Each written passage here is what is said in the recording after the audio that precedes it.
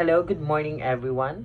I am Jason Cordovero Solon, and today I am going to discuss the chapter 9, Elias and Salome, the missing chapter of Nole.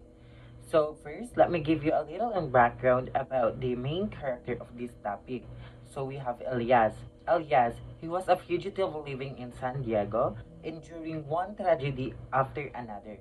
So he began working to improve society. After his life was saved by Crisostomo Ibarra, he began aiding the young man, saving him on numerous occasions. So Salome. Salome was a young girl living in San Diego and the sweetheart of Elias.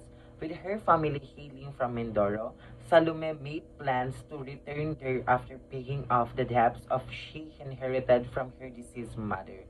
So we have Crisostomo Ibarra. Crisostomo Ibarra, a wealthy young man of a mixed Spanish and Filipino ancestry, who have recently returned to the Philippines from Europe after spending 7 years studying abroad. So without further ado, let's get started. So the introduction of the chapter 9, Elias and Salome, the missing chapter.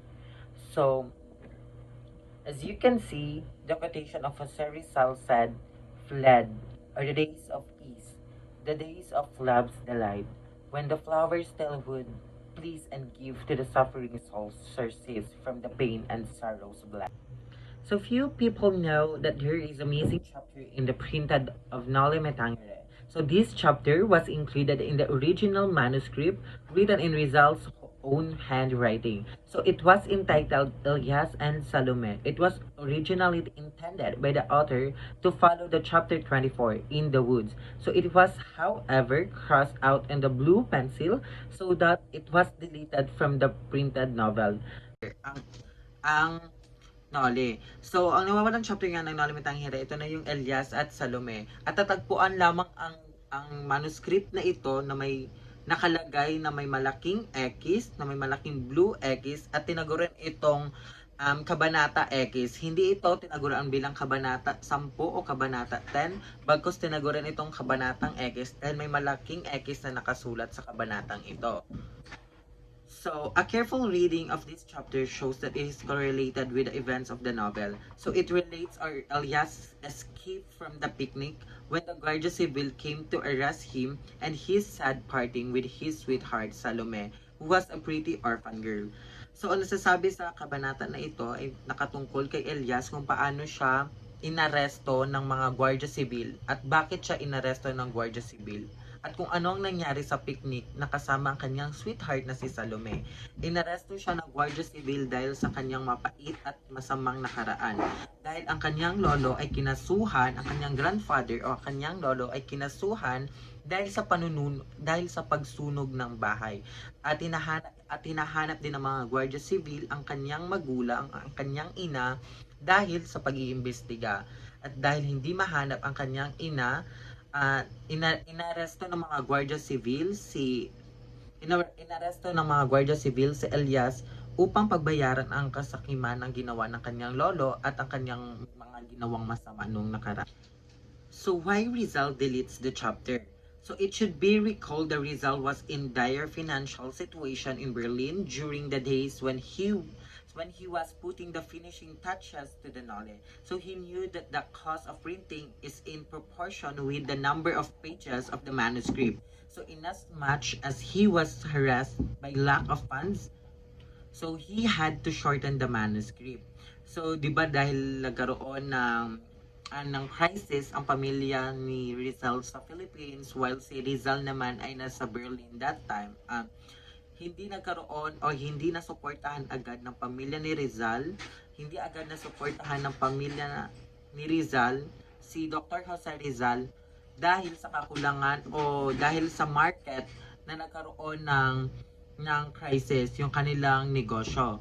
At dahil doon, nagpasya si Dr. Jose Rizal o nagpasya ang ating bayani na bawasan or i-delete na lang yung chapter na iyon upang makabawas sa bayarin sa pagpapaprint o pagpapaayos ng kanyang manuscript.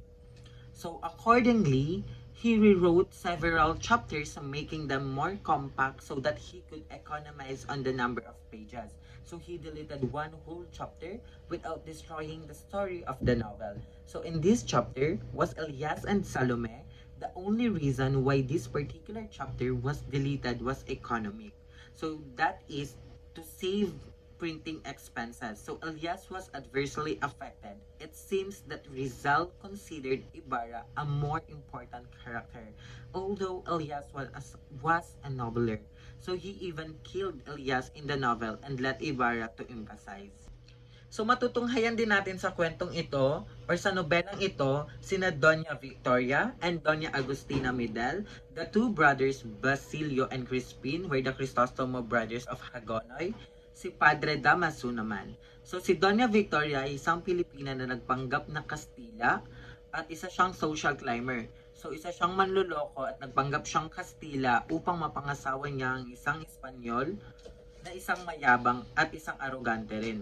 So, the two brothers, Basilio and Crispin, si Basilio ang panganay na anak na si Narcisa or si Sisa. At ang kanilang ama naman na si Pedro.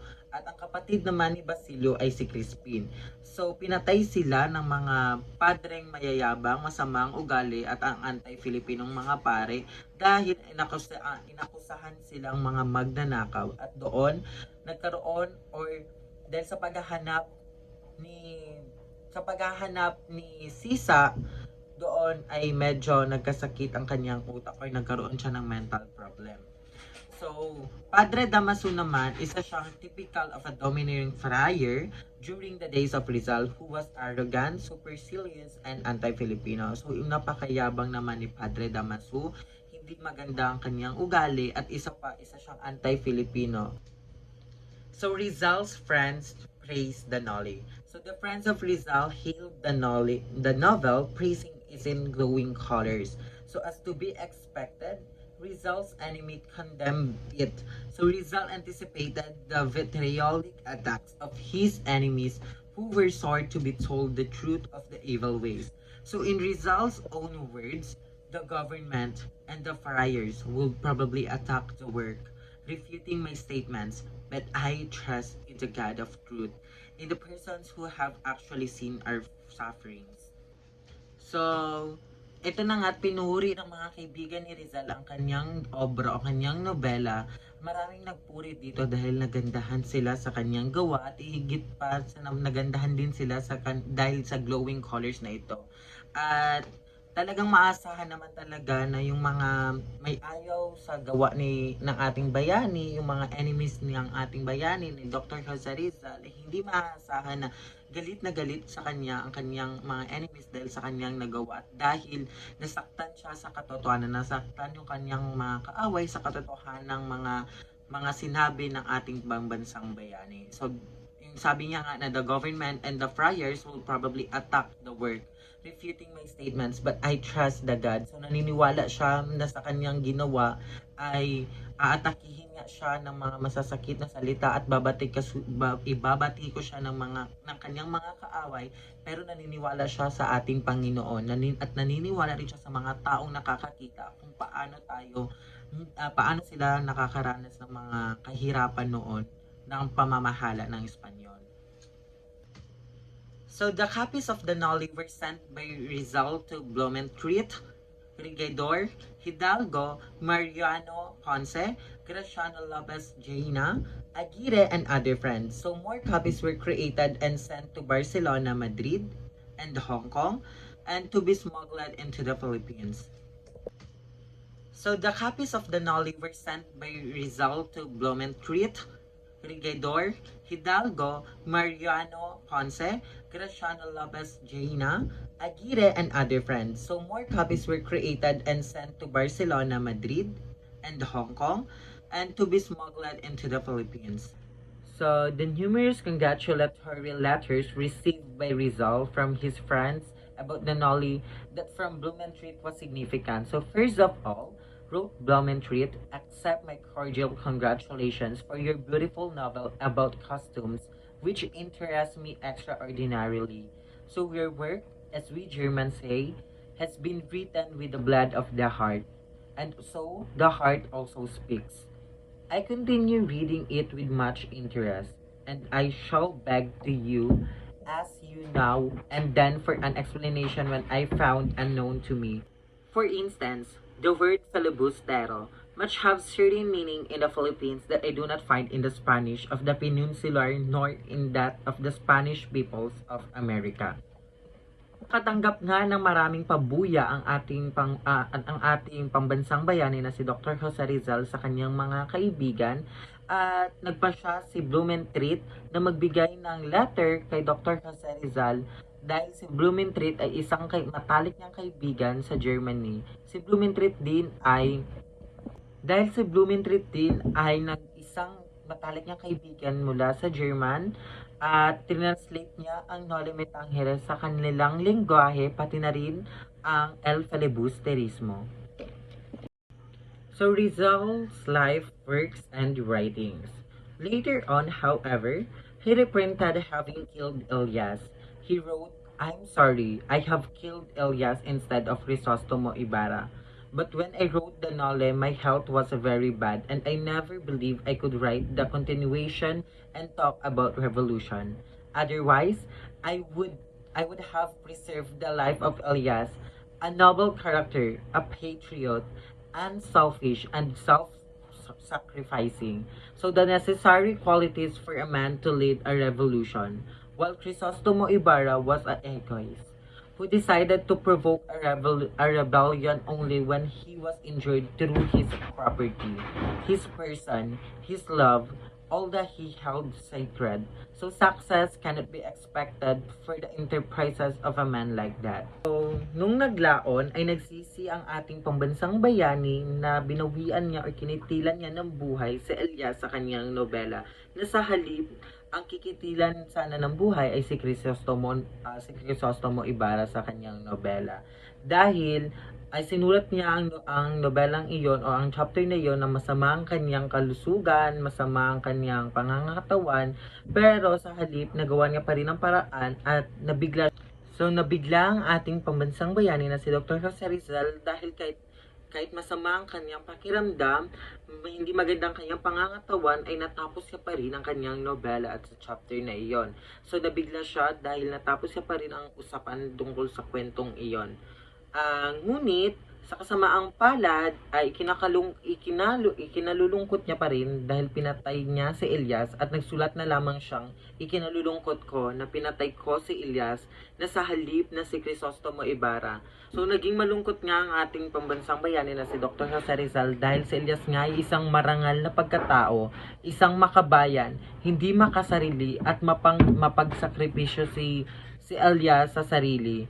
So, ito ang kinakailangan ng katangian nating mga Pilipino upang maging isang magandang halimbawa. Hindi katulad ni Crisostomo Ibarra na isang mayabang na pagkatao at ginagamit ang kanyang ari-arian upang magkaroon ng tagumpay. At iyon ang gustong ihalin tulad ni Dr. Jose Rizal sa atin. So let's proceed to the synopsis of missing chapter. So a simplified synopsis of Elias and Salome ran as I follow.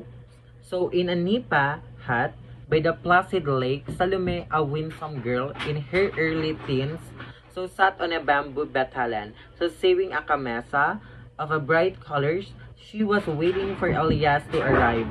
So she was beautiful like the floweret, so that grow with wild, not attracting attention at first glance, but whose beauty is revealed when we examine them carefully. So when she heard footsteps, she laid aside her sewing, so went to the bamboo stair away where Elias stood carrying a bundle of firewood, a bunch of bananas, which he placed on the floor, so while he handled wiggling the leg to the girl. So dito sa synopsis of missing chapter ay matutunghayan natin kung paano ang pagkakaibigan ng dalawa na si Elias at si Salome at kung paano ito nagwakas. So naupo nga si Salome sa nipa, so sa nipa hut by Placid Lake. So si Salome habang nagtatahi ng kamesa naman ay yung dating tawag sa barot at saya. So yun ang tawag, kamesa. So ginagawa niya ito ng maraming kulay at napakaganda. So habang naupo at tinatahi ang kanyang ginagawa, so hinihintay niyang dumating si Elias. So habang narinig niya na paparating na si Elias, ay naupo ito siya at napatigil sa pananahi.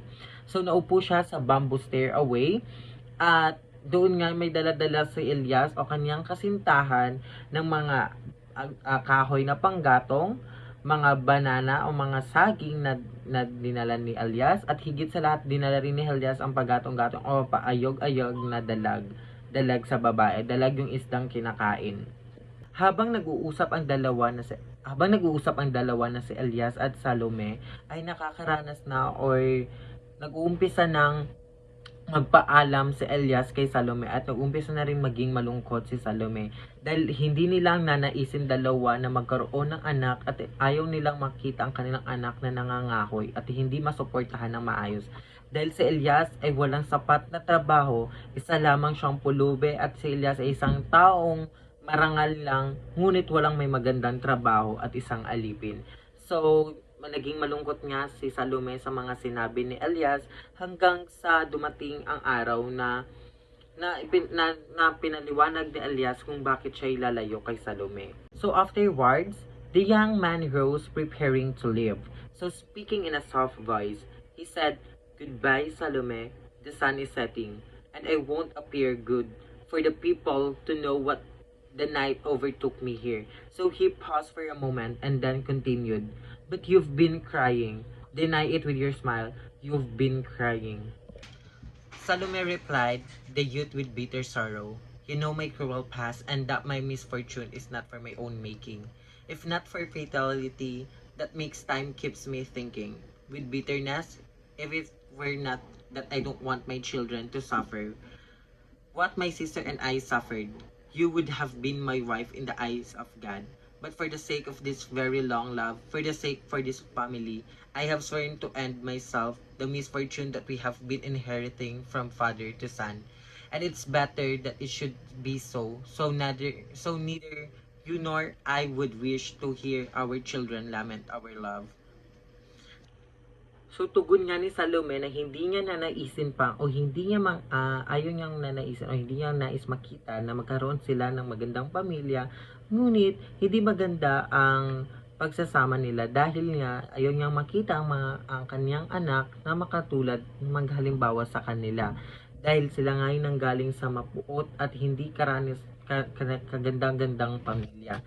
At alam naman ng Panginoon kung gaano kamahal nilang isa't isa, ngunit hindi lamang talaga sila itinadhana. So Elias exclaimed the girl reproachfully, "So you have misunderstood me. In my words, there is no complaint against you. Take my advice. Go home to your relatives. Here you have no one but me. And the day when I fall into the hands of my pursuers, you will be left alone for the rest of my life. So improve your youth and beauty to get a good husband such as you deserve, for you don't know what if it's living among men."